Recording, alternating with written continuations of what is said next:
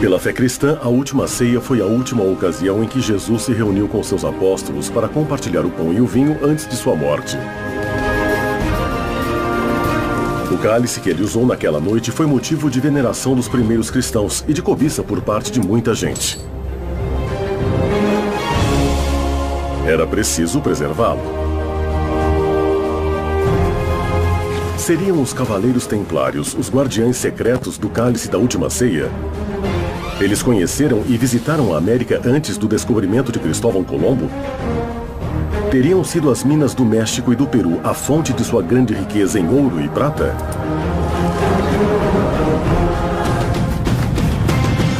Os Templários fugiram para a América e esconderam o cálice ou o Santo Graal na Patagônia? Os nazistas conheciam o segredo dos Templários e dos Jesuítas e exploraram a América do Sul em busca do Graal. O Graal ainda estaria na América? Quem o procura atualmente? Os Templários na América.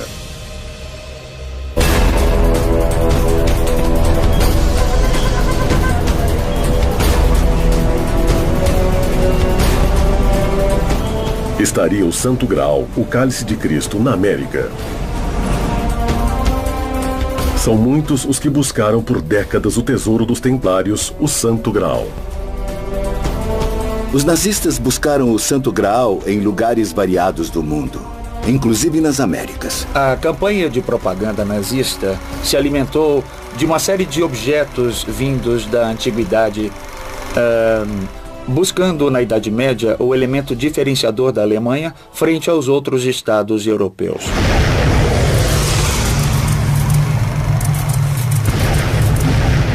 Os nazistas, entre aspas, queriam aumentar o seu poder. Por isso queriam o Santo Graal e buscavam a lança de Longinos também.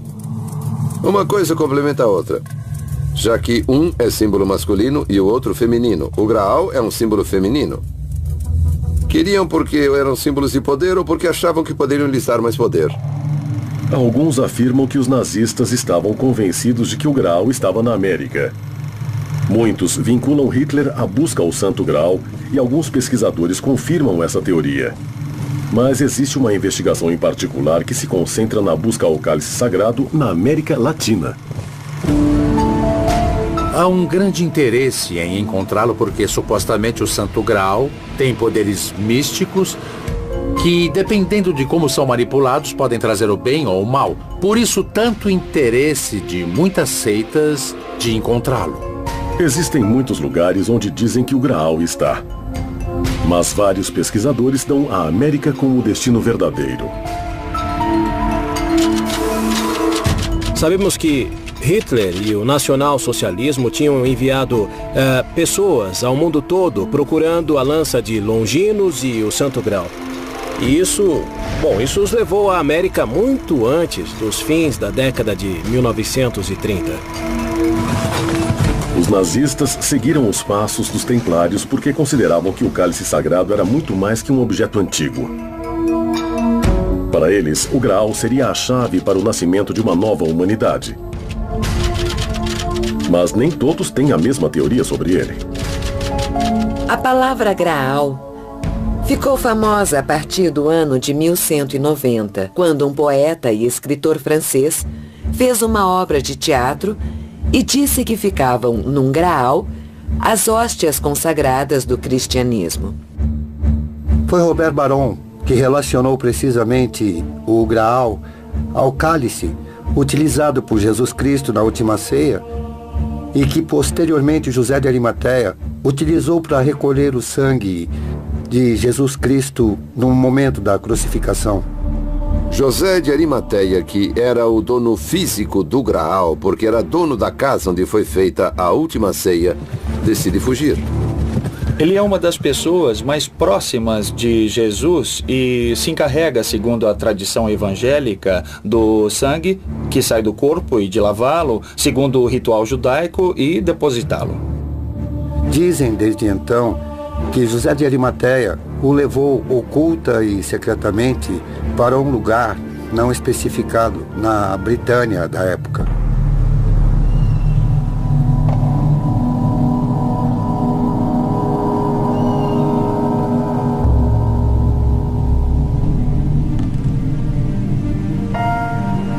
falamos de 4 cálices, porque durante toda a história medieval falava-se de vários Santo Grau. Inclusive, há pouco tempo, o famoso romance de Dan Brown fala de várias investigações que aconteceram, que eram conhecidas no meio. A genialidade de Dan Brown está em fazer tudo de forma didática, compreensível e numa ambientação de romance, para que se entenda tudo isso. Mas durante a história, houve uma série de confusões muito grandes.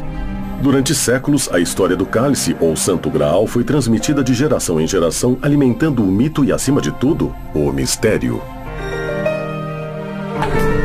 Muito mais adiante, uns anos depois, um inglês faz uma obra famosa e justamente nela fala sobre o Santo Graal.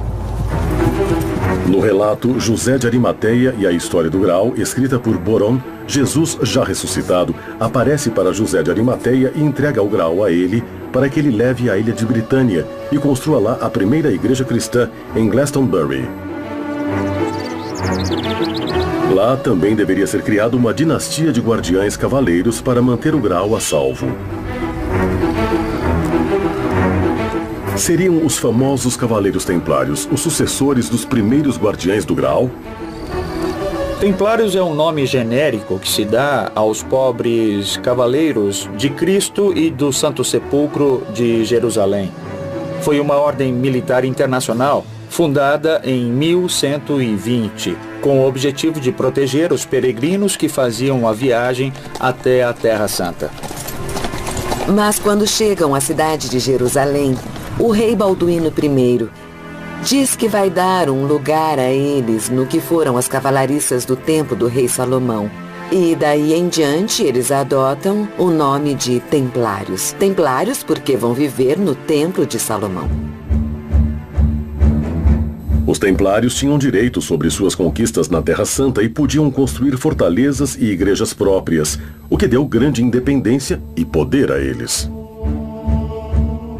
No ano de 1118, surge na Europa uma ordem monástica com o propósito de cuidar dos lugares santos, de cuidar das cisternas e abastecimentos de água para os peregrinos que chegavam aos locais sagrados. A finalidade principal dos Cavaleiros Templários sempre foi e continua sendo a de guardar o Santo Graal. Inicialmente, a ordem é criada com 9 cavaleiros. Até esse momento, os 9 cavaleiros não estavam constituídos legalmente como uma ordem.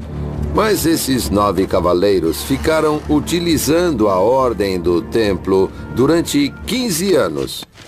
E não, eles não protegeram os peregrinos coisa nenhuma.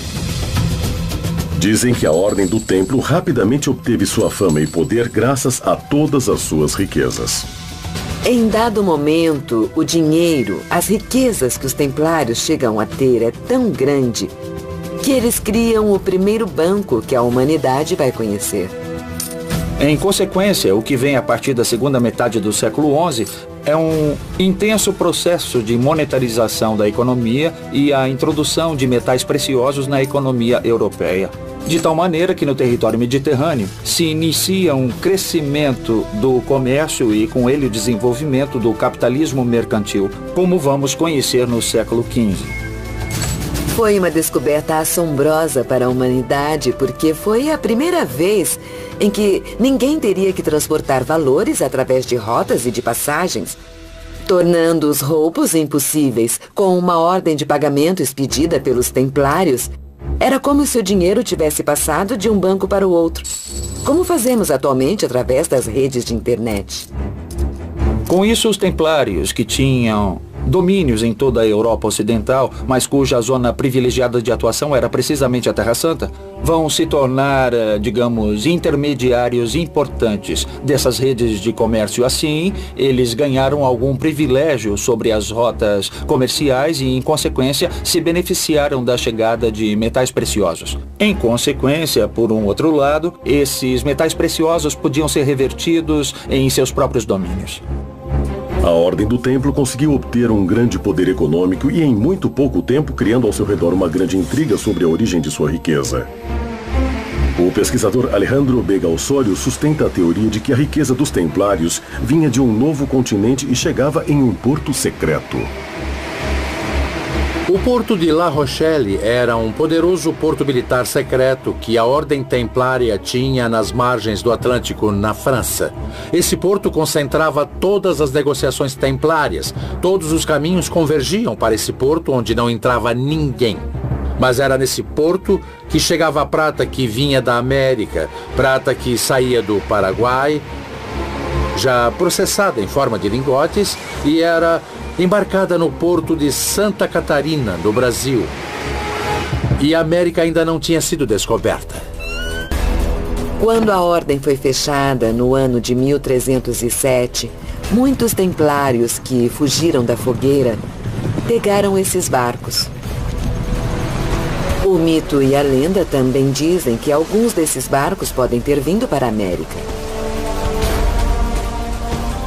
Se os templários transportaram prata da América, significa que eles podiam ter conhecimento do continente muito antes que Colombo descobrisse. Mas será que eles chegaram seguindo rotas de velhos conquistadores, como os vikings? Os vikings chegam à América entre os anos 982 e 986, liderados por Eric o Ruivo. Pouco tempo depois, no ano 1000, seu filho Leif Erikson chega às terras continentais e funda algumas colônias no que hoje é o Canadá e o norte dos Estados Unidos. Existem evidências de que os vikings visitaram a América fundando colônias no norte da América e fizeram incursões até o centro e o sul do continente. Segundo o pesquisador José Lídio Andraça, os vikings tiveram uma forte presença em todo o continente americano. Mas existem evidências sobre isso nos mapas europeus da época? Fala-se da existência de um mapa conhecido como Mapa de Vinland. É um mapa-mundi viking do século XIII, onde se pode ver uma massa de terra no Atlântico chamada de Vinland. E nos diz que ela foi visitada no século XI por exploradores. Esse mapa provaria que Vinland seria nada mais que a terra que conhecemos hoje como América. É importante perceber duas coisas nos vikings. Primeiro, que não eram conquistadores. Não chegam ao Peru, não chegam à América, não chegam a lugar algum como conquistadores, mas como migrantes, e só. Alguns especialistas, como José Riquelme, têm a teoria de que os templários seguiram os passos dos vikings, usando suas rotas até o continente americano. Bom, tiveram comunicação com a América e desenvolveram uma série de travessias comerciais. E nessas viagens, a Ordem do Templo os acompanhou. E não se esqueça que essas viagens à América tinham um propósito principal. Mas nem todos os pesquisadores estão de acordo com a teoria da relação existente entre templários e vikings. Não existe nenhuma relação entre templários e vikings. Basicamente porque os vikings foram um povo nômade do Mar do Norte, que vagou pela Europa continental entre os séculos 9 e 10, e os templários se desenvolveram no século 12. Não puderam se conhecer, então não há nenhuma relação. Quando Colombo partiu para sua aventura, talvez soubesse o destino final de sua viagem. Será que conhecia a possível existência do Graal em um novo mundo que ainda não havia descoberto? Por que nas suas caravelas havia cruzes templárias desenhadas nas velas? Os Templários na América. O Santo Graal conteve o sangue de Cristo. Supostamente, o Santo Graal tem poderes místicos. Quem tivesse a sorte de encontrá-lo, teria consequentemente a vida eterna. O que os nazistas queriam era aumentar seu poder. Os Templários na América. Se os Templários conheciam o Novo Mundo muito antes da chegada de Colombo, obviamente ele não foi o primeiro conquistador.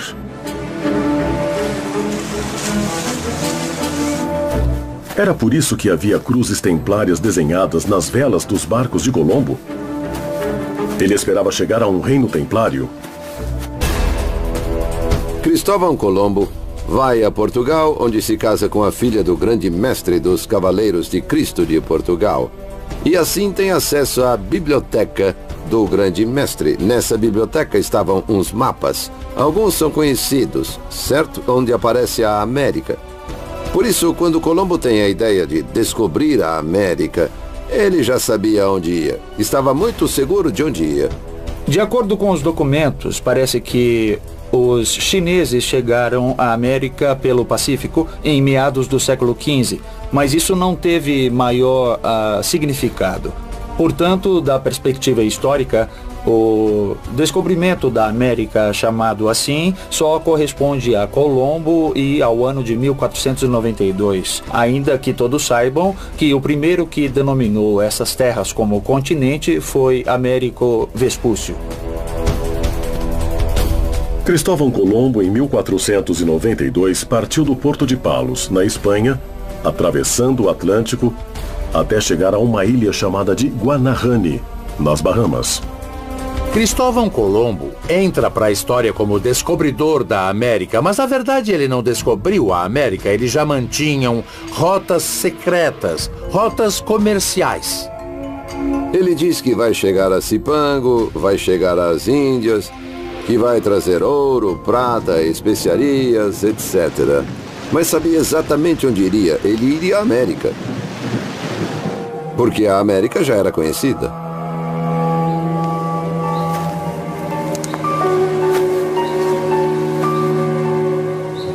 Dizem que Colombo seguia os templários e por isso colocou cruzes templárias nas velas de suas caravelas. Os espanhóis sabiam que as caravelas viriam com esse símbolo que é a cruz, que é o emblema dos templários. Por que Colombo tinha velas templárias brancas com cruzes vermelhas? E por que achava que os templários estariam lá onde ele chegaria? Era um sinal de reconhecimento. Para dizer que eram amigos. Por um lado, ele pretendia estabelecer uma relação entre os templários e a América, mostrando nas bandeiras que acompanhavam todas as embarcações de Colombo a imagem da cruz do templo. É uma cruz que se identifica perfeitamente e diferencia a ordem de outras, como a de Santiago, como a de Caravaca ou a dos Hospitalários. Mas isso não significa que houvesse templários nas embarcações de Colombo. Se as cruzes funcionavam como um sinal de reconhecimento aos habitantes originais, isso quer dizer que outras culturas podem ter chegado muito antes e imposto seus símbolos. Se isso aconteceu, deveria haver evidências de sua presença antes do descobrimento da América. Em todas as comunidades indígenas existem referências a gente branca que ensinou, inclusive, o conceito do que é a cruz para os pré-hispânicos. Quando chegaram os espanhóis, eles não foram recebidos com surpresa. Eles os esperavam. Segundo os pesquisadores José Lídio Andraça e Alejandro Vega Osório, seguidores dessas teorias polêmicas, uma das coisas que mais assustaram os conquistadores espanhóis foi que os índios não estranharam ao ver os cavaleiros armados. Alguns foram encontrados na península de Yucatán, que contavam uma lenda que narrava que uns homens brancos chegaram em suas margens em grandes barcos. Mas quem eram esses homens brancos? Qual seria a sua origem? Vários estudos realizados por um grupo de pesquisadores indicam que os vikings chegaram ao continente americano vindos da Dinamarca no ano 900 d.C. Entre os que apoiam essa teoria estão os pesquisadores Fernando Martí e Alejandro Vega Osório, que afirmam que os vikings desembarcaram primeiro no Golfo do México e se dirigiram ao sul, por terra, para Tiwanaku. Ullmann chega por volta de 900. Ele chega no Peru, se estabelece lá, começa o Império de Tiwanaku, cuja casta-chefe, a família-chefe, são os vikings. Eles duram até o ano de 1250, quando são destruídos militarmente pelos araucanos. Antes dos templários, houve muitas correntes imigratórias na América que seguiram até o sul. Os templários puderam chegar porque existia um império viking dinamarquês em Tiwanaku. O difusor da teoria sobre a presença templária na América foi o oficial nazista e SS francês Jacques-Marie de Maillet. De seus livros se tira grande parte das hipóteses que hoje seus seguidores tentam provar. Jacques de Maillet era meu pai. Ele chegou à Argentina em 1946. Era antropólogo, biólogo, honoris causa em medicina no Canadá, e estudou durante muitos anos, mais de 30 anos, a influência que os homens brancos tiveram nas civilizações europeias até chegar ao homem branco na América, digamos. A teoria de Jacques de Maillet se concentra na presença viking e templária no Paraguai, revelando em seus estudos antropológicos a origem de uma forte cultura mestiça entre os nativos e os homens brancos europeus. Ele vai ao Paraguai porque, além de ter contato com membros do governo paraguaio, ele tinha dados da presença de vikings no Paraguai. Nessa área, gente do exército tinha encontrado um lugar que podia ser parte de um túnel ou de uma tumba que fica na entrada de uma montanha. Existia um cemitério viking nessa área. Sabemos de lendas, mitos que o professor Vicente Pistilli revelou bastante. Ele descreveu, ele escreveu, aliás, escreveu muito sobre eles. Ele lançou livros a respeito, falando da mitologia guarani, que é uma mitologia viking em muitos aspectos. Graças a Deus, tive a sorte de participar de uma das primeiras expedições onde se estudou o índice cefálico, o índice colorimétrico. Essa presença nórdica é refletida no seu próprio gene. Esses nativos são diferentes do resto, são barbudos, característica própria dos nórdicos, têm aspectos ou características nas mãos, na coroa da cabeça que os deixa diferentes, bem diferentes dos malásios e polinésios. Inclusive, muitas vezes, se vamos pelo interior do país, nós encontramos com nativos loiros e barbudos que nós olhamos e dizemos, mas peraí, esse aí é um viking de tamanho pequeno, com certeza. Se considerarmos a presença viking na América e temos pistas dos templários na Europa sobre a existência de americanos, talvez tivessem que existir então vestígios templários na América.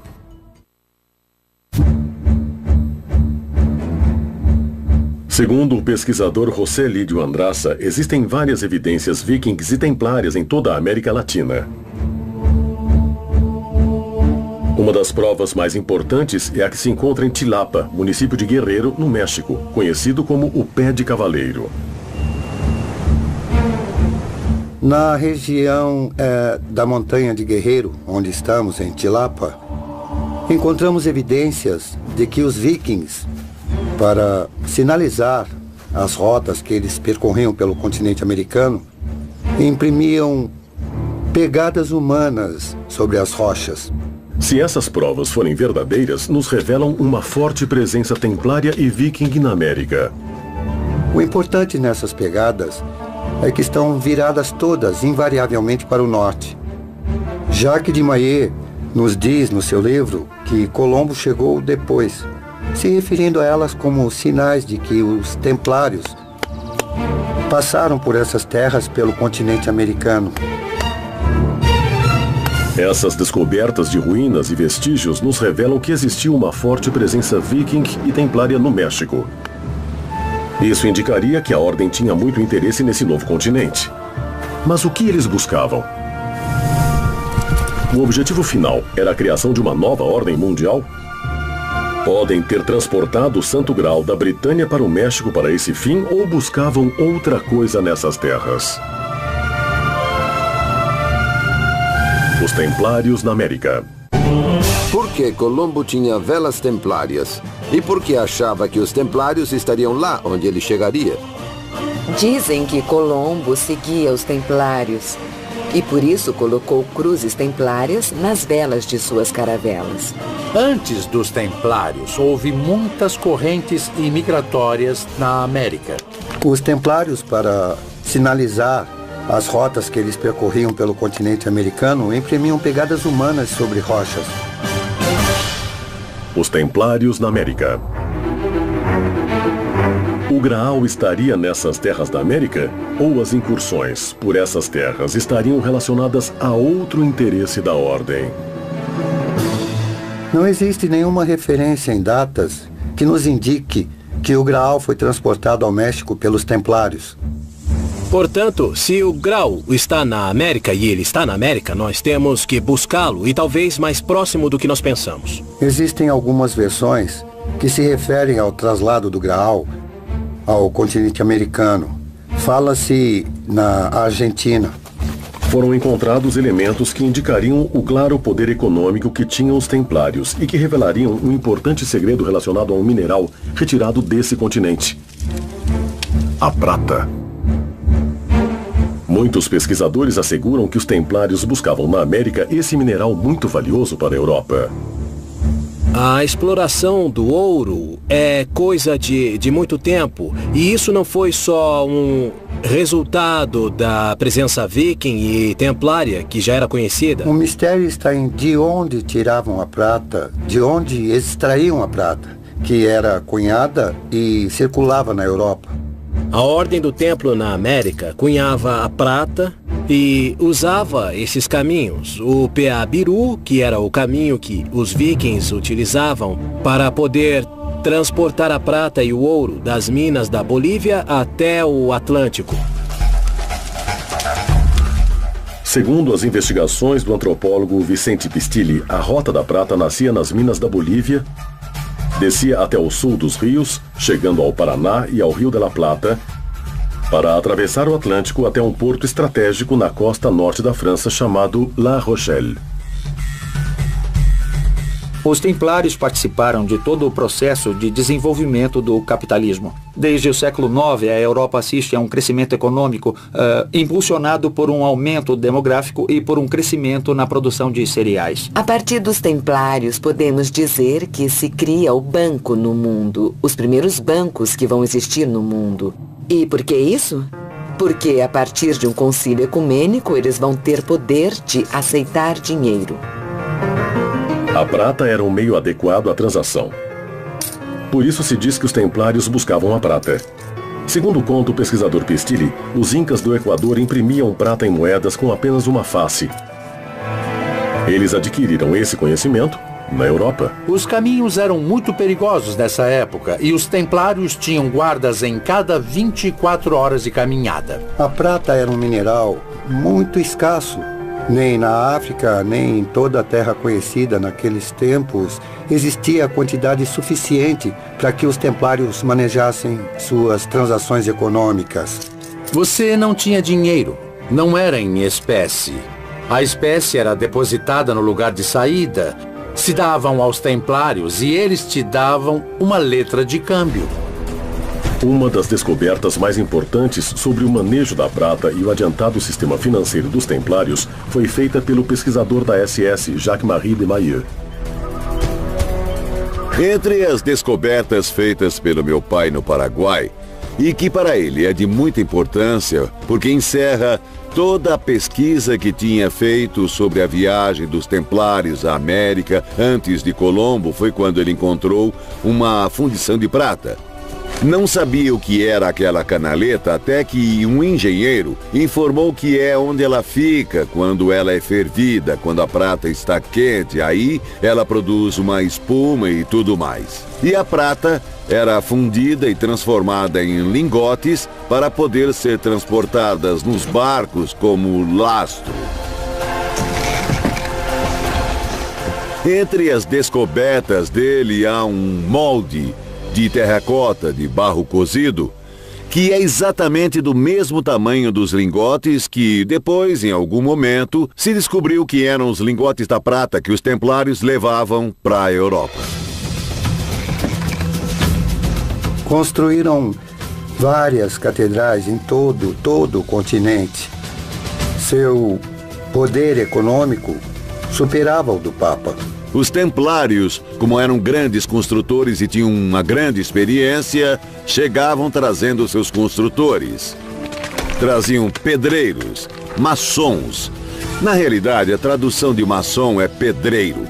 Traziam porque pertenciam também à Ordem Templária, esses construtores que na Europa tinham construído todas as imensas catedrais. Os recursos saíram de algum lugar. E esse era o grande segredo, que foi guardado, naquele tempo, a rota comercial de toda a prata. Tinham permissão para emprestar a juros altos que chegavam até a 50% ao ano. Tudo isso junto com as vendas que exploravam os campesinos. Mas todos os negócios distribuídos pela Europa gerou uma fortuna altíssima. Isso fez com que reis se endividassem e gerou muitos inimigos, entre eles o rei da França.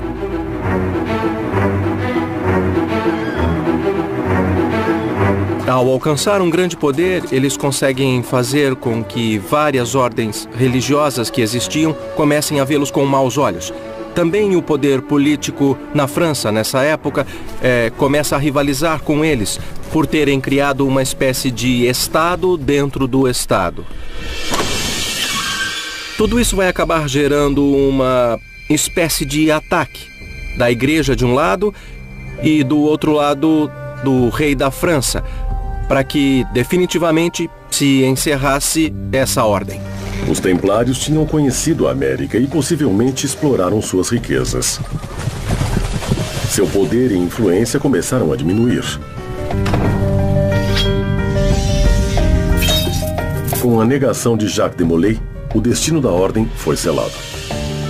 O rei Filipe IV da França deseja que todo esse ouro, toda essa riqueza e todo o poder do banco comandado pelos templários seja exclusivamente francês. Fez um pacto com o Papa que ele mesmo sustentava e de uma hora para outra houve a Noite Triste. A sexta-feira, 13 de outubro de 1307, quando os templários foram aprisionados. Num dia determinado, no mesmo dia, na mesma hora, foram tomados todos os castelos templários da Europa, as abadias templárias da Europa, os fortes templários da Europa e, no mesmo ato de assalto, prenderam o mestre da ordem templária, o famoso Jacques de Molay, e 49 veneráveis mestres. Levam-nos presos, fazem um julgamento de inquisição e acusam os templários de atos demoníacos e de obter seu dinheiro de modo sujo. Por isso, mais tarde, não vão à forca, mas a uma fogueira pública para morrerem. E dizem que o rei da França ficou com todo o dinheiro da ordem. O Papa Clemente morreria 3 meses depois, e o rei Filipe 10 meses depois de executado Jacques de Molay. A monarquia francesa, encabeçada por Filipe o Belo, expropriou os bens dos templários e, na verdade, teve uma terrível surpresa. É que as arcas da Ordem do Templo estavam vazias ou, de qualquer forma, as quantidades eram poucas.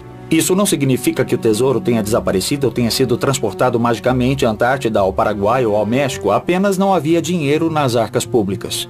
A Ordem do Templo foi saindo da Europa por causa da perseguição e veio se refugiar nas regiões da América, tanto na América do Norte como na América do Sul e também na América Central. Um dos responsáveis pela teoria sobre a presença do Graal na América é o pesquisador Alejandro Vega Osorio. O serviço de inteligência templário era muito bom. Sabia com antecedência que aquilo iria ocorrer. Antes que os guardas do rei da França fizessem prisioneiros os principais hierarcas templários, eles já tinham fugido com tudo que estava guardado, tudo que era chamado de tesouro templário. A Ordem dos Cavaleiros do Templo desapareceu da face da Terra tão rápido quanto apareceu. Mas há dúvidas com respeito à sua extinção. Alguns acreditam que eles tinham preparado sua fuga para fora do continente europeu. Segundo a teoria do pesquisador Alejandro Veiga Osório, os cavaleiros do templo tinham fugido para o Novo Mundo e, ao fazê-lo, transportaram o Santo Graal. Os Templários na América. A presença templária no México tinha o único objetivo de extrair a prata e o mercúrio. A partir de um concílio ecumênico, eles vão ter poder de aceitar dinheiro. Tinham permissão para emprestar a juros altos. Gerou uma fortuna altíssima. O rei Felipe IV da França deseja que todo esse ouro, toda essa riqueza e todo o poder do banco comandado pelos templários seja exclusivamente francês. Fez um pacto com o Papa que ele mesmo sustentava e os templários foram aprisionados. Os Templários na América.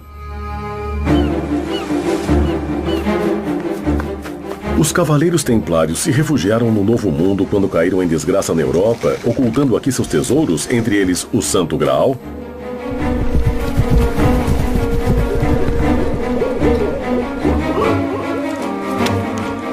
Dados os objetivos da ordem e a rápida propagação no continente, alguns pesquisadores como Sérgio Roa especulam sobre a teoria de que os jesuítas poderiam ser os herdeiros dos cavaleiros da Ordem do Templo.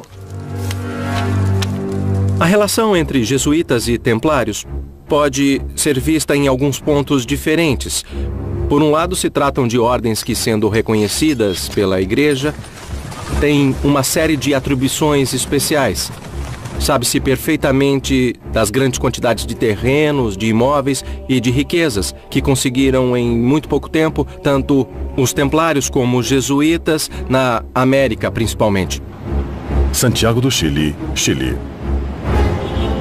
A Companhia de Jesus foi oficialmente fundada, autorizada pela Igreja Católica no ano de 1540, apesar de que 7 anos antes Inácio de Loyola já tinha imaginado. Nós sabemos que as companhias dos jesuítas seguiram o mesmo esquema da Ordem do Templo e vieram posicionar suas companhias exatamente aqui na América do Sul. Sabemos das pesquisas, das explorações, das escavações que faziam. Acreditamos que a Companhia de Jesus foi a sucessora legal da conhecida Ordem do Templo, a ordem que foi gerada no Templo de Salomão. A Ordem dos Jesuítas se propagou rapidamente por todo o continente americano, localizando-se de norte a sul, como fizeram os Templários. Os jesuítas são uma ordem cristã, religiosa, católica, muito importante. E talvez uma das mais fortes que tem a Igreja Católica. Forte em todo sentido. Forte em sentido espiritual, em sentido intelectual, no sentido de sua formação. É lógico, então, que o Santo Graal interessasse a eles.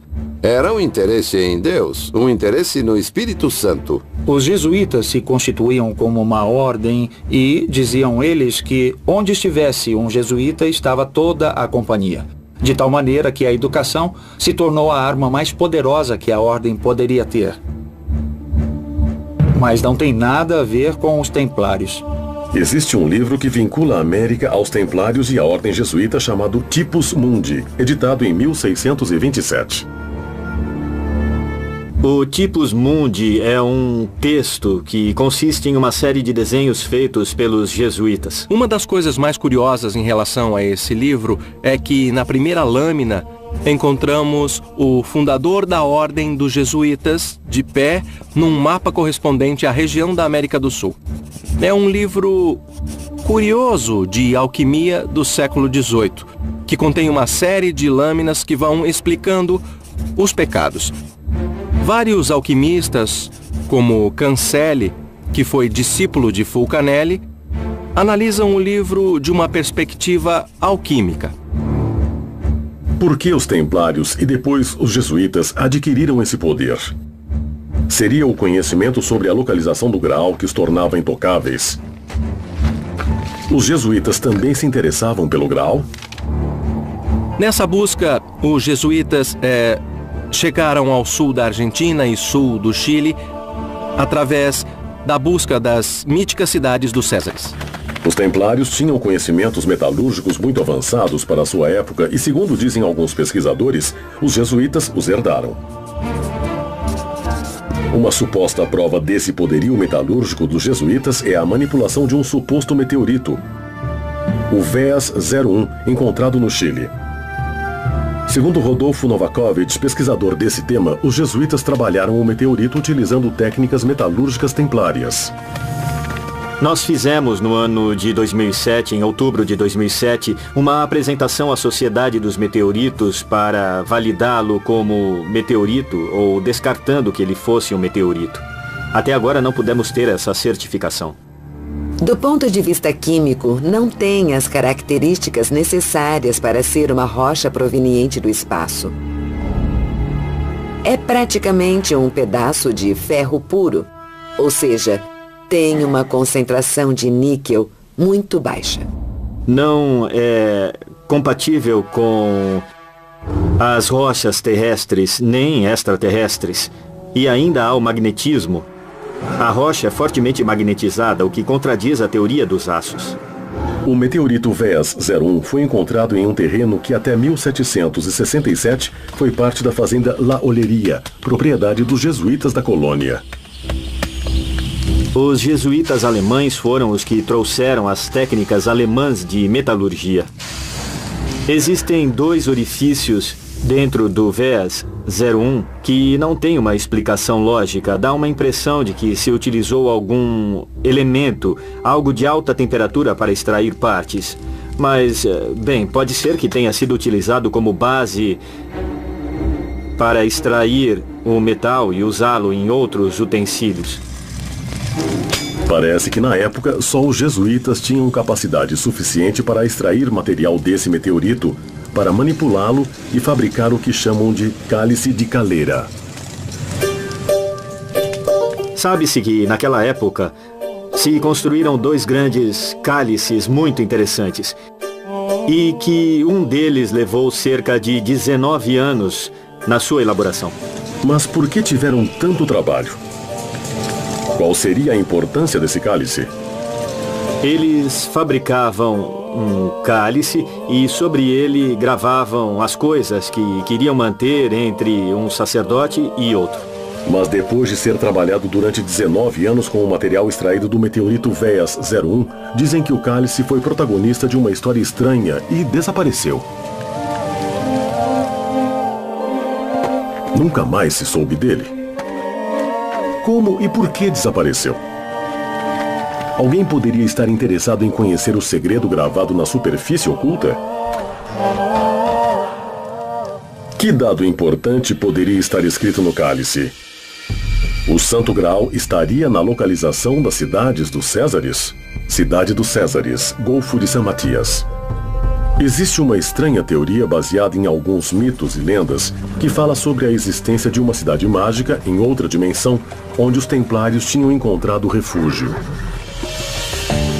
As cidades dos Césares realmente são cidades templárias e estão todas localizadas entre as latitudes 41 Sul e 43 Sul.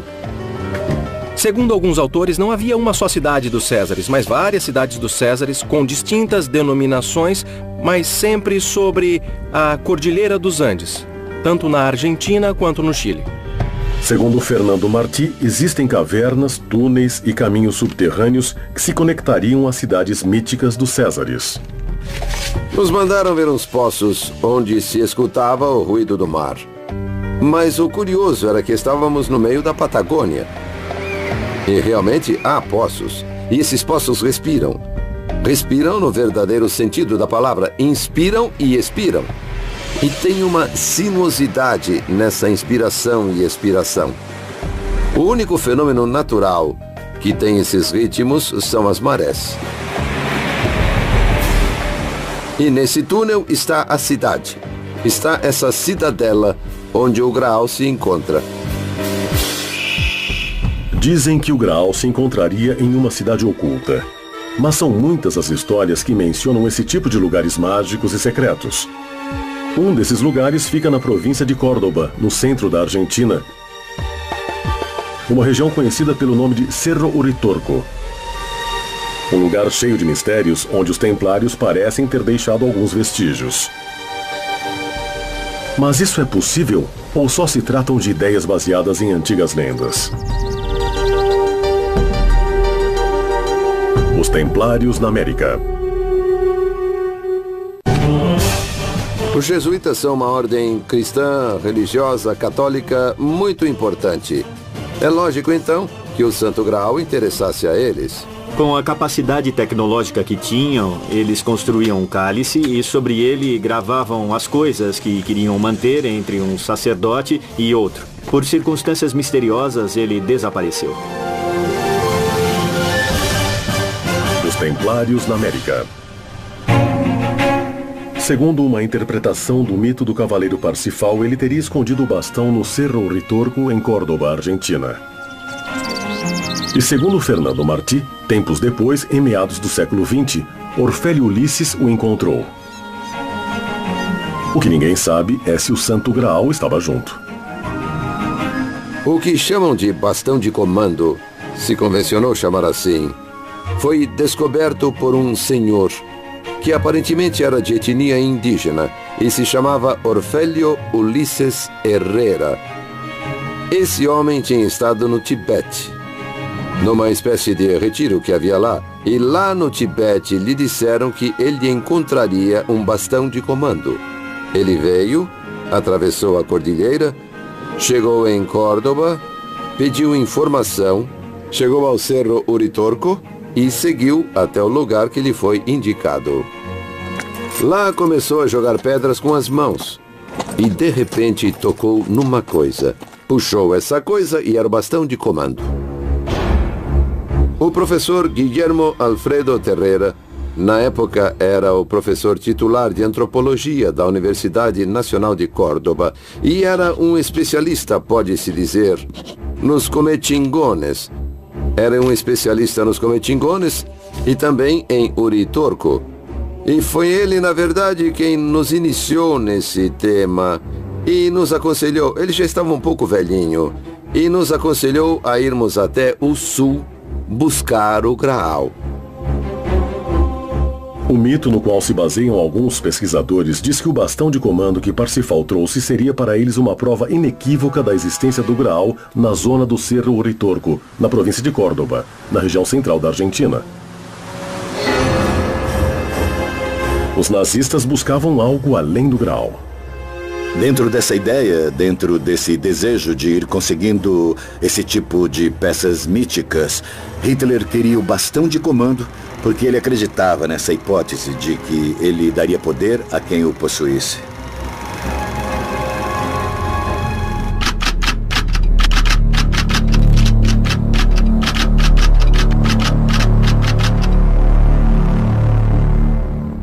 Existe a especulação em alguns círculos de que os nazistas conheciam o segredo dos templários e dos jesuítas e exploraram a América em busca do Santo Graal. O Império Alemão estava formado por diferentes reinados e principados que constituíam o Sacro Império Romano-Germânico, de tal maneira que a constituição do Estado moderno alemão teve que se fazer buscando elementos e sinais de identidade comuns a todos esses principados. Por isso Hitler lança uma campanha para buscar tesouros medievais. Muito se escreveu, muito se falou, já houve muita, muita ficção e muitos filmes que brincam com a ideia de que os nazistas buscavam objetos que poderiam ser uma fonte de força, de poder. Eu diria que isso está mais no terreno das especulações. Hitler tinha uma conhecida fixação pelo ocultismo desde muito antes de ele chegar ao poder na Alemanha. Isso deu a ele um tipo de obsessão em todo o período em que ele esteve no poder. E esses grupos, essas sociedades secretas, compartilharam de parte desse poder.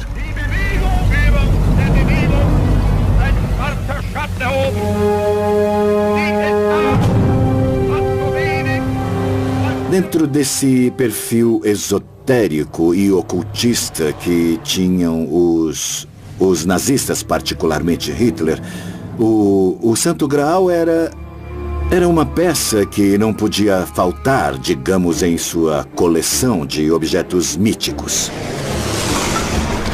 O nacional-socialismo, com essa ideia de criar uma raça superior, tinha de um lado uma face que não era ligada ao divino, e sim a uma questão muito terrena e muito criminosa, que era o que eles chamavam de programa de limpeza racial. E um programa de... também era chamado de programa de eutanásia nazista. Criminosa, que era o que eles chamavam de programa de limpeza racial. E um programa de... também era chamado de programa de eutanásia nazista, que era destinado a melhorar, entre aspas, a raça ariana. Na primeira metade do século XIX, com o ressurgimento das sociedades secretas em todo o mundo ocidental, os templários seriam uma boa base para alimentar o mito e as formas estruturais dessas sociedades secretas. As teorias de muitos pesquisadores, como Jorge Camarasa e Fernando Martí, dizem que durante e depois da Segunda Guerra, os nazistas chegaram às costas da América do Sul não só para se refugiarem, mas buscando os tesouros da ordem.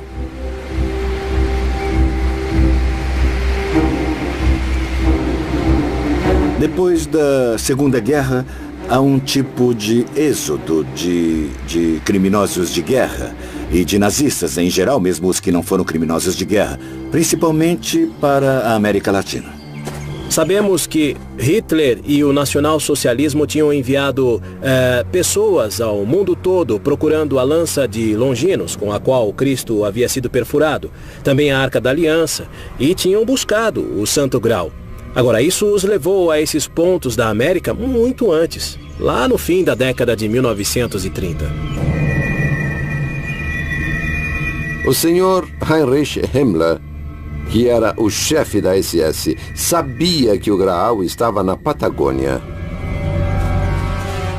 O que nos consta é que procuraram, como também procurou o chefe desse partido, que era o senhor Adolf Hitler, procurou na Patagônia. Nos anos 45, 46, 47, ouviram-se muitíssimas versões de que ele teria vindo para cá.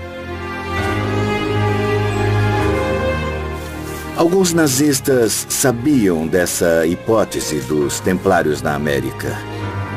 Há um caso paradigmático, que é o de um antropólogo, Jacques de Maillet. Ele veio a Buenos Aires e foi ele que trabalhou muito sobre a hipótese dos vikings, principalmente na América do Sul, e também os templários. Eles acreditam na ideia de um destino, e esse destino é oferecido a quem for melhor, aos mais aptos. Essa ideia do darwinismo social é uma interpretação bastante torta, digamos, da teoria da evolução. Eles realmente buscavam encontrar essa relação entre supostas raças brancas ou haveria algo mais? Alguns pesquisadores que apoiam a teoria do Graal na América dizem que os nazistas só queriam achar esse tesouro templário nessas terras.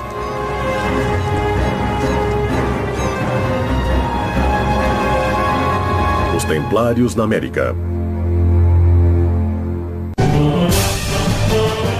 Dentro desse perfil esotérico e ocultista que tinham os nazistas e Hitler em particular, o Santo Graal era uma peça que não podia faltar em sua coleção de objetos míticos. O senhor Heinrich Himmler, que era o chefe da SS, sabia que o Graal estava na Patagônia. O que nos consta é que procuraram. Ele queria o bastão de comando porque ele acreditava nessa hipótese de que ele daria poder a quem o possuísse. A história é essa. Os Templários na América. A história do Cavaleiro Parsifal está ligada ao Graal e ao bastão de comando desde as origens dessa suposta lenda. Quem era o Cavaleiro Parsifal? Onde se origina sua história? Wolfgang von Eschenbach, o trovador alemão, escreveu uma obra onde descreve toda a vida de Parsifal.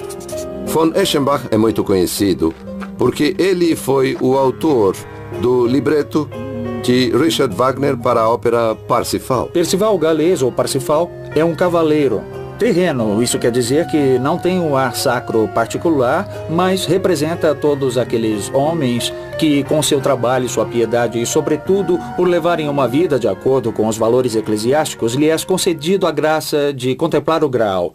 É um fenômeno quase místico de contemplação do divino. Segundo a lenda, Parsifal era um cavaleiro templário encarregado de deixar o Santo Graal junto a um bastão de comando sagrado, conhecido também como Pedra da Sabedoria. Mas nós nos interessamos porque, em uma circunstância, ele se fez merecedor de ser o guardião do Graal.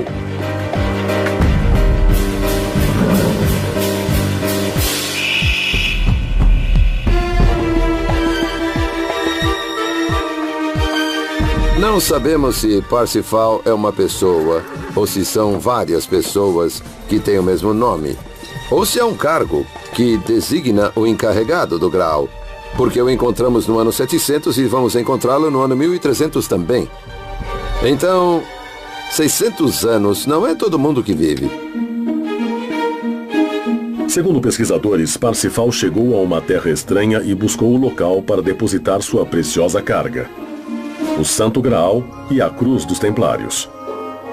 Sua missão consistia em deixar esses elementos junto a uma pedra chamada de Bastão de Comando, nas cercanias do Cerro Sagrado de Uritorco, na província de Córdoba, na região central da Argentina.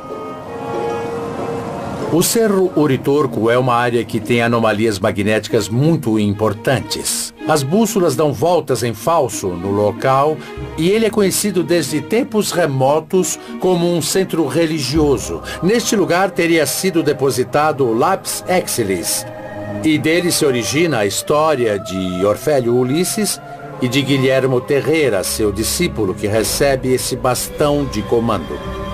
O bastão de comando que o mundo todo quis e ninguém conseguiu. E está nas mãos de uma família que é a família Terreira. Fora a obra do cavaleiro templário Parsifal, existe um antigo poema do Grande Livro do Graal, no qual esse cavaleiro também é protagonista e que narra sua chegada à costa de um novo continente. Existe um poema, além do de Reichenbach, que é o Grande Livro do Graal, ou Perlesbaus, que é outra forma de se pronunciar Parsifal. Nesse poema, o protagonista Percival pergunta ao navegante do barco que o está levando com o Santo Graal onde eles estão. O navegante diz: não sei, não conheço as estrelas. Eles mudam de hemisfério. E o barco encalha. O barco enche de água, dá uma parada, ancora, e na manhã seguinte está sem água. E aos pés do castelo, diz o poema, onde isso pode acontecer? Onde se pode ter uma maré tão forte que um barco chega navegando, ancora num porto e na manhã seguinte está sem água, na Patagônia, Argentina? É o único lugar onde há uma oscilação de marés tão grande, de até 9 ou 10 metros. Da noite para o dia, a costa fica sem água. A qual país Eixembá se referia como Argento? Se referiria realmente à República Argentina, um país que ficava num continente que no século XII, quando escreveu esse poema, ninguém havia descoberto?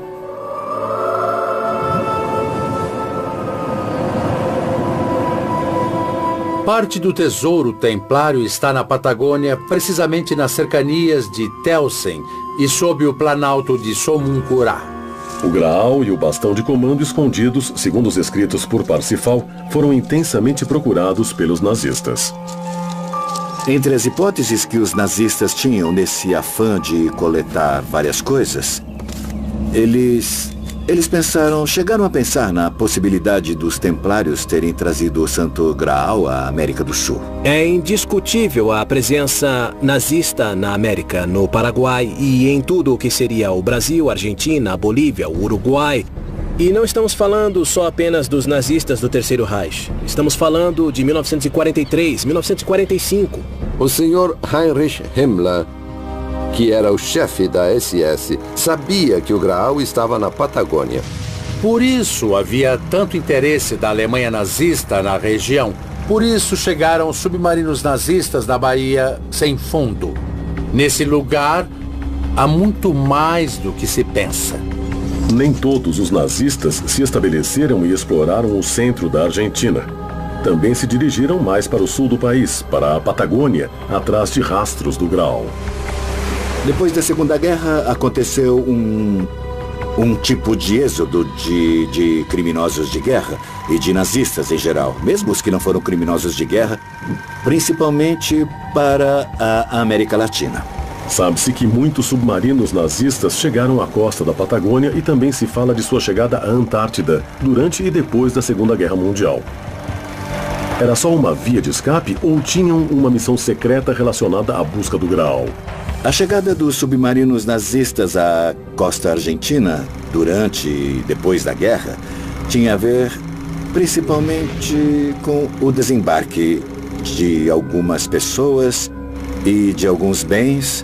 Essas tripulações decidem vir para a América do Sul, especialmente para a Argentina, onde sabiam que seriam bem recebidos, porque isso já tinha acontecido com os tripulantes do Drapspen em 1939, ou seja, chegavam a um lugar amigo, chegavam a um porto seguro. O caso da Patagônia é parecido com o caso de Córdoba, digamos, que oferecia lugares pouco habitados, afastados.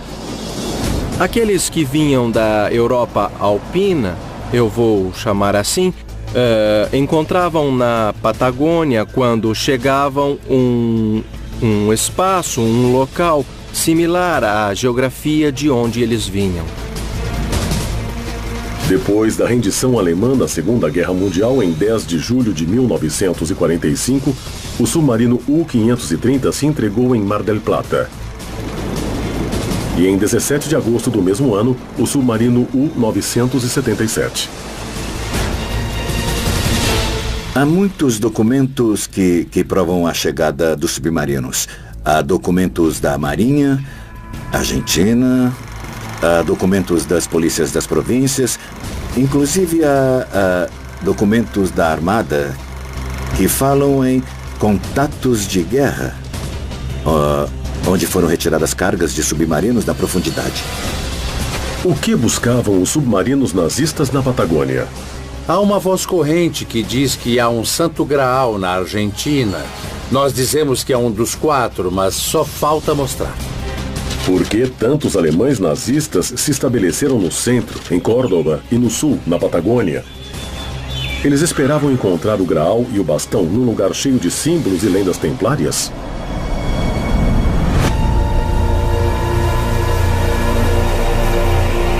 Os Templários na América. O Cerro Uritorco é uma área que tem anomalias magnéticas muito importantes. Nesse lugar teria sido depositado o Lapis Exilis. É indiscutível a presença nazista na América. Eles chegaram a pensar na possibilidade dos templários terem trazido o Santo Graal à América do Sul. O senhor Heinrich Himmler, que era o chefe da SS, sabia que o Graal estava na Patagônia. Há muitos documentos que provam a chegada dos submarinos. Há uma voz corrente que diz que há um Santo Graal na Argentina. Os Templários na América. Os Cavaleiros Templários tinham fugido para a América do Sul com um objetivo claro de preservar o Graal em um lugar seguro e secreto. A última frota templária saiu de La Rochelle em 11 de outubro de 1307. Essa frota passou por Glastonbury, pegou carga lá, e ficou claro que quem estava em Glastonbury sabia que tinha de esperar uma frota com velas brancas e cruzes vermelhas. Então precisavam carregar as relíquias. Fizeram isso e a frota seguiu. A trajetória exata é para o sul, junto à costa da África, até a ilha de Cabo Verde. E aí cruzam a corrente, aquela que ficou famosa por Colombo. Eles cruzam até a Venezuela e de lá vão pela corrente quente do Brasil. Descem até a boca do Rio de la Plata. Do Rio de la Plata até o Golfo de San Matias, que foi o destino final. E aí é muito difícil. Segundo o pesquisador Flugerto Martí, a frota templária carregou o Santo Graal na Grã-Bretanha e o primeiro destino a que chegou foi um porto chamado El Fuerte, no Golfo de San Matías, ao sul da Argentina. Rio Negro, Golfo de San Matías. O forte é um lugar que fica no Rio Negro, perto da praia. É um planalto. É uma ilha, praticamente, que forma uma espécie de planalto, onde se diz que foi o primeiro enclave templário na região. Mais ou menos no ano de 1840 veio a nossas terras um geógrafo francês chamado Juan Antonio Victor Martin de Mouchy, que foi contratado para fazer um atlas, um mapa de toda a Confederação Argentina. Esse atlas consta de 30 lâminas. Em três desses mapas, aparece o Golfo de San Matías e aparece com o sinal que se punha nos fortes e uma legenda que diz Antigo Forte Abandonado ou Ex-Forte Abandonado, em francês Ancien Fort Abandonné.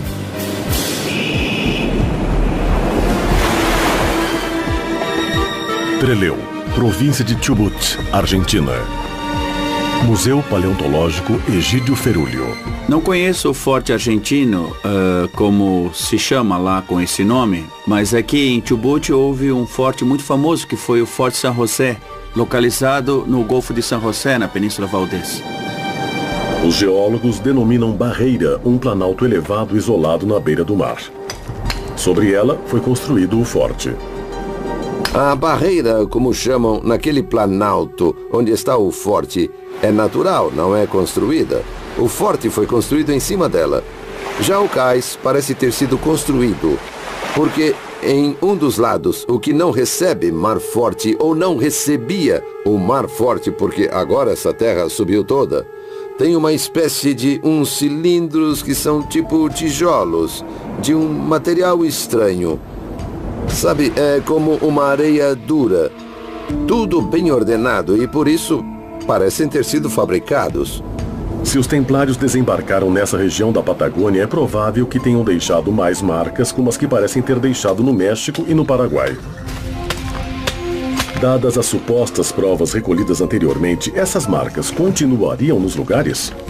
Deixaram como obra as cruzes, os respiradouros, há respiradouros feitos, construídos, que têm relação com as subidas e descidas das marés. Estamos falando já dentro do território, não na costa, já bastante dentro do território. Há evidências de que há rios, porque o ar que sopra desses buracos, desses respiradouros, está relacionado às marés. Ao abandonar o forte costeiro, dadas as provas coletadas, os templários também seguiram o curso do rio Chubut, levando seus tesouros até um lugar-chave. Ponte Henry, rio Chubut. Mas também existem outras evidências importantes encontradas na mesma área.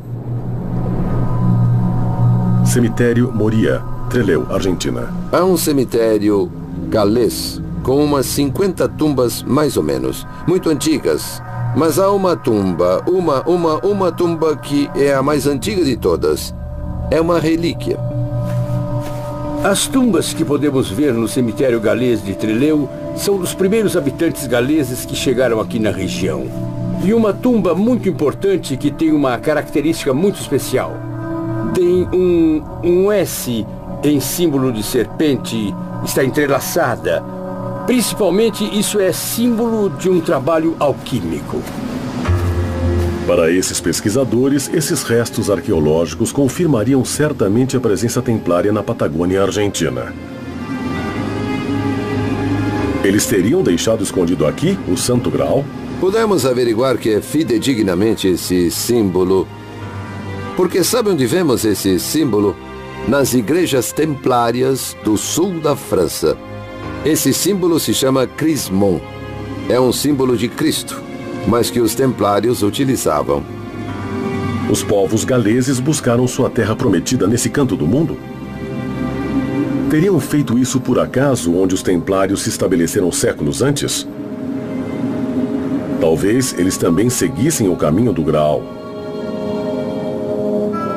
Os estudiosos asseguram que os colonos galeses se perguntavam como os templários fizeram para atravessar de maneira tão rápida a Patagônia. A resposta a essa pergunta, segundo Alejandro Vega Osório, estaria debaixo do solo. Debaixo do Planalto Patagônico, a mais de 200 quilômetros da costa do Atlântico, aparecem buracos na rocha de onde sai ar e entra ar. Há uma curva de 36 horas, onde se sente inspirar com muita força e expirar o ar. O ar expirado tem 5 graus de temperatura, uma umidade relativa de 85%, igual à água do Atlântico. Segundo o pesquisador, existiria o que ele denomina de buracos que respiram, estranhos túneis conectados a uma suposta corrente de ar subterrânea. Essa troca de expiração e inspiração corresponde à subida e descida das marés do Atlântico e do Pacífico. Esses túneis não são conhecidos, mas nos ambientes esotéricos sabia-se que eles existiam. Já desde tempos antigos, existia o que se chamava Baía Sem Fundo. Mas o que esses respiradouros indicariam? Os respiradouros, o que existe normalmente são alguns pequenos laguinhos onde se acumula água. A água brota como vulcõezinhos de areia. Nós geólogos conhecemos como pequenos vulcões de areia. Existem pequenas borbulhas que saem e que vêm arrastadas pela água. Para alguns pesquisadores, isso indicaria a existência de um imenso rio subterrâneo debaixo do Planalto Patagônico que conectaria com os supostos locais templários. Mas, para os especialistas, isso parece ser impossível, dadas as condições geológicas da região.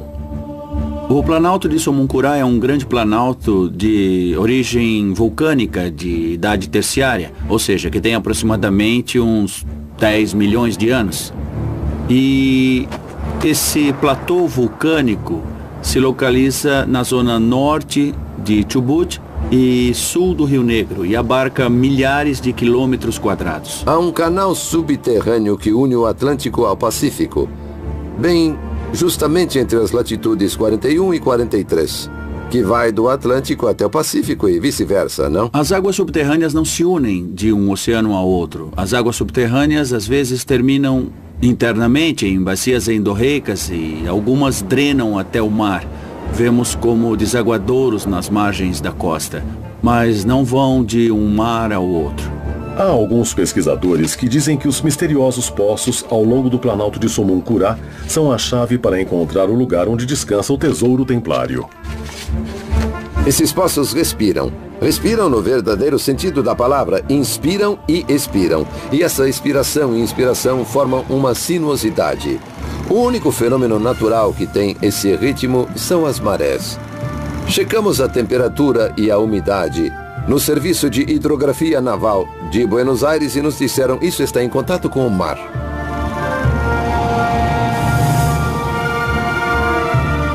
Segundo os pesquisadores, existe uma estranha teoria que diz que os nazistas chegaram ao continente sul-americano entrando com seus submarinos pelos rios subterrâneos. Existe água subterrânea, que é diferente. O curso da água subterrânea é muito comum, mas existe um grande mito que diz respeito aos rios subterrâneos. São rios subterrâneos que normalmente vemos na televisão, como vemos, por exemplo, nos filmes de ficção científica, onde mostram, ou até os livros de Júlio Verne, que falam de mundos subterrâneos. Na Patagônia e em diferentes partes do mundo, esses rios, como aparecem em nossa imaginação popular, não existem. Os pesquisadores Martí e Osório confirmam a existência de um esconderijo secreto onde estaria o maior tesouro templário, o Santo Graal.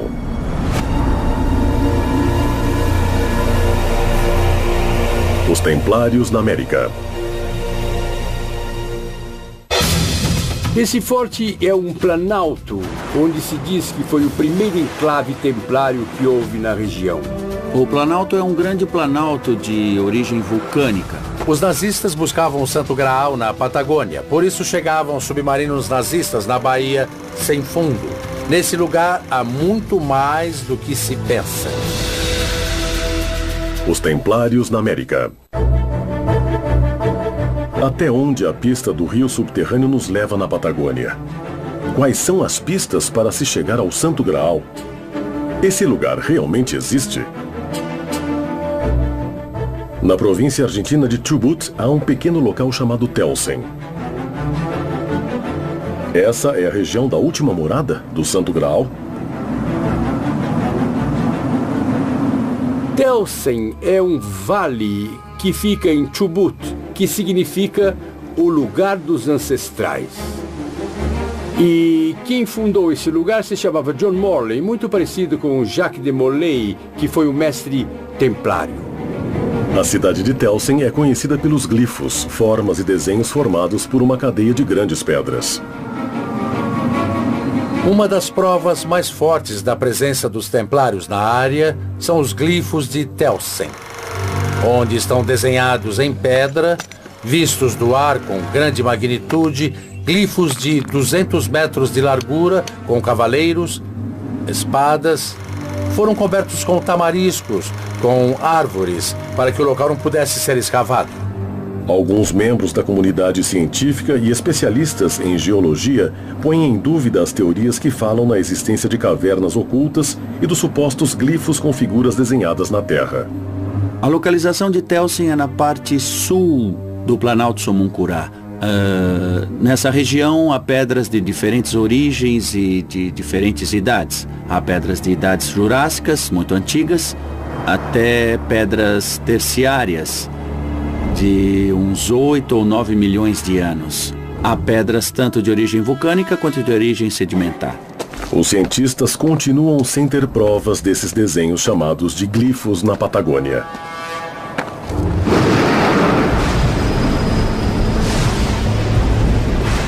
Existem provas de vikings e de templários na Patagônia, principalmente em umas pedras encontradas em escavações feitas ao lado do rio Chubut, perto de Trelew, onde há runas vikings, principalmente a runa de Balala, que é runa absoluta dos vikings. Está em todas as pedras. Essa runa se encontra implícita em todas as pedras encontradas. Telsen é reconhecida por muitos pesquisadores como o destino final do tesouro da Ordem Templária, onde também se diz que se encontram as cidades dos Césares e até onde os rios subterrâneos chegam. Cidade dos Césares, Golfo de San Matias. Chamam cidades dos Césares porque há duas teorias. Uma diz que quem a descobriu foi um dos conquistadores que chegou à Patagônia e se chamava César. Então ficou como cidades dos Césares. Outra diz que a beleza dessa cidade é tamanha, e tamanha a riqueza e o tesouro desse lugar, que o atribuem ao Império Romano, a César. Eu não sei de cidades ocultas ou sepultadas por algum acidente geológico ou algum evento de alguma natureza. O que há é algo muito comum e os arqueólogos da Patagônia trabalham muito com vestígios, cavernas ou beirais de povos originais. As cidades dos Césares estão na Patagônia. Tem conexão com o Planalto e o Forte, as margens do Atlântico e com a região de Telsen. O que é a região de Telsen? Era uma estrada por onde passava a quarta rota da Prata, que conectava diretamente à Serra do Vulcão, na província de Buenos Aires. Essas rotas eram protegidas por tribos afins que eram de brancos, todos brancos. Alguns falam na hipótese que revela a existência de uma cidade oculta em uma quarta dimensão, na qual se chega atravessando um portal energético localizado na região de Telsen. Uma teoria fantástica controversa, que muitos cientistas veem como improvável. Há muitos que dizem que é uma cidade errante, que fica entre as duas dimensões, entre a terceira dimensão e a quarta dimensão. e às vezes desaparece da terceira, por isso é muito difícil encontrá-la. É uma lenda como a de Eldorado, na região da América Central. A lenda sobre essas cidades dos Césares está ligada à região de Telsen, mas por que ninguém pode explicar sua localização? Existe um grande silêncio entre os habitantes da localidade de Telsen que se negam a dar testemunho sobre o tema.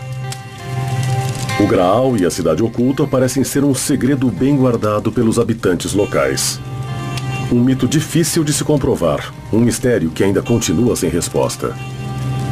É muito evidente que os habitantes de Telsen se negam a falar sobre o Santo Graal e sobre todas as coisas que se encontram em Telsen, porque temem um pouco por sua pequena população, seu pequeno lugar, não querem se sentir invadidos pelo turismo, por situações um pouco agressivas, numa região tão pacífica como é a população de Telsen. Os indícios encontrados levam os pesquisadores do Graal a uma região, a formação rochosa de Telsen. Segundo os pesquisadores Fernando Martí e Alejandro Begossório, se trataria de uma porta finamente talhada que claramente parece ser uma porta selada, obstruindo a entrada para um túnel. Essa seria a misteriosa Porta de Telsen? A Porta de Telsen é o que nós chamamos de Porta de Pedra. Não existem provas tangíveis, apenas teorias baseadas em mitos e lendas sobre a suposta porta onde se esconderia o Santo Graal. Dizem que o Santo Graal está na Porta de Telsen. Seria importante cruzar essa porta para ver se o encontramos. Apesar de todos indicarem a região como tal, ninguém pôde chegar ao lugar exato onde ela fica. Há poucas pessoas que dizem ter visto essa estranha porta de pedra. Também se fala da existência de um único documento em película ou filme que revelaria a imagem da misteriosa Porta de Telsen.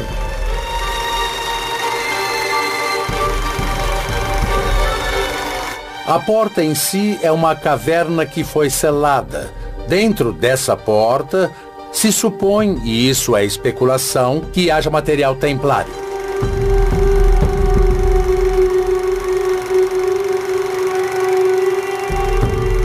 Normalmente onde há uma caverna, há mais de uma, e elas podem estar alinhadas. São cavernas que se originam normalmente em rochas carbonáticas, rochas que podem degradar. Também existem cavernas formadas por rochas vulcânicas. A lava que baixa, esfria e deixa cavidades. Às vezes pode haver mais de uma caverna alinhada. Aparentemente, é uma porta de rocha ou de pedra, mas que está fechada, que está num maciço montanhoso, um maciço de pedra montanhosa. E que dá toda a sensação de ser uma porta que está fechada por dentro. Acredita-se que atrás da Porta de Telsen está o Santo Graal. O Santo Graal parece ter o poder de se esconder para não ser revelado. Ninguém pode dizer com exatidão o lugar onde fica a porta. Pode-se observar a menção de uma porta na região de Telsen. As imagens que eu vi não me indicam que exista uma porta. Me parece mais exatamente uma formação de uma rocha vulcânica, muito similar a uma porta, mas que só tem o aspecto de porta. Estamos falando sempre de rochas vulcânicas. As imagens nesse filme são supostamente as únicas provas atuais da existência da Porta de Telsen, o lar do Santo Graal. Seriam essas provas um claro indício de que o Santo Graal estaria em Telsen, na Patagônia Argentina? É realmente possível que a Porta de Telsen seja sua última morada? Supostamente, a história diz que os templários continuam existindo, não mais vestidos com túnicas brancas, obviamente, porque tudo se renova e desde que veio da Europa, enfim, todas as lendas vão se distorcendo cada vez mais. Uma cidadela, um enclave, que está devidamente protegido por 1000 metros de basalto vulcânico.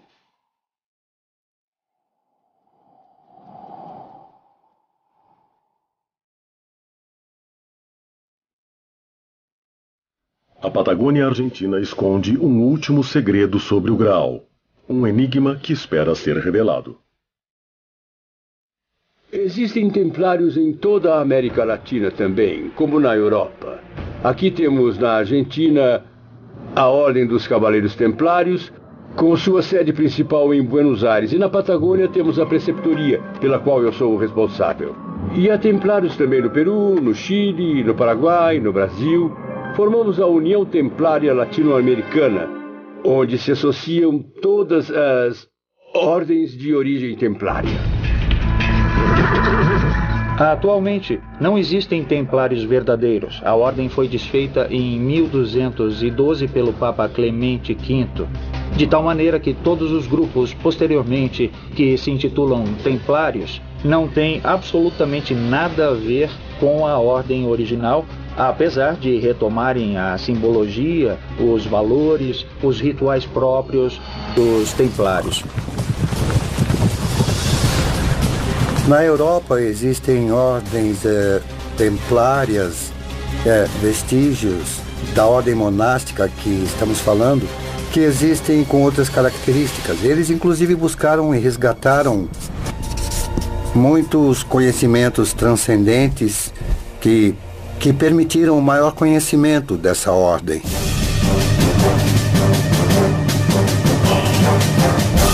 O Graal sabe se cuidar. Tata Dios é muito inteligente e soube se colocar onde não poderiam encontrá-lo, não poderiam destruí-lo, porque pode ter gente má que queira destruí-lo. Todas as pistas recolhidas pelos pesquisadores apontam para o continente americano como suposto destino do Graal.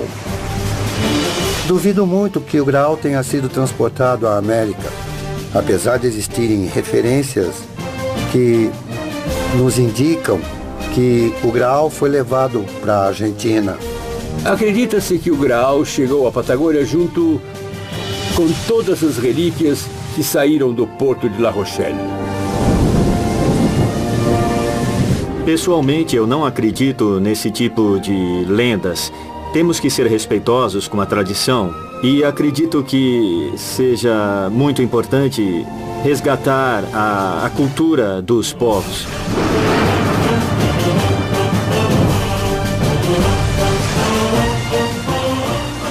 Parte do tesouro templário está na Patagônia, precisamente nas cercanias de Telsen e abaixo do Planalto de Somoncurá. Pesquisadores de todo o mundo continuam encontrando pistas do Graal e todas apontam o continente americano como seu destino. Mas realmente estamos diante de um mito ou de uma realidade que quer se esconder? Enquanto isso, na cidade de Telsen, o segredo templário parece estar muito bem escondido. A primeira coisa a determinar é se o Santo Graal existe, se por um acaso ele existir, se ele existir verdadeiramente, não se sabe onde é que ele está, porque nunca o encontraram. Apesar de que teve muita gente que o buscou durante muito tempo. Em último caso, o cálice que pode ter servido Jesus na última ceia se perdeu pela história e hoje em dia há 3 ou 4 santuários na Europa que reivindicam para si a posse do autêntico Graal. Se há 4, significa que nenhum é verdadeiro. 3 dias antes da ordem ser capturada, saíram com todos os tesouros dos templários.